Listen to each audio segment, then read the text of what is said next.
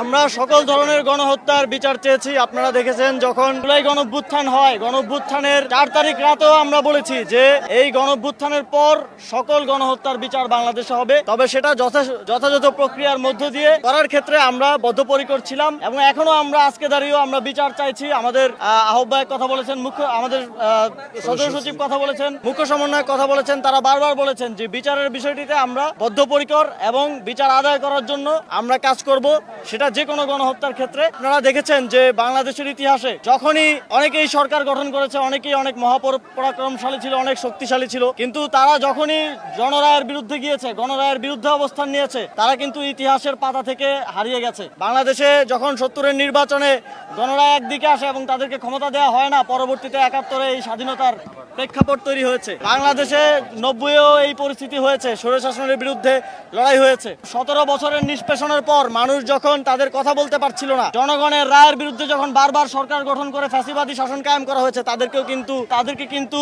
পদদলিত করা হয়েছে এদেশে গণঅভ্যুত্থানের মধ্য দিয়ে।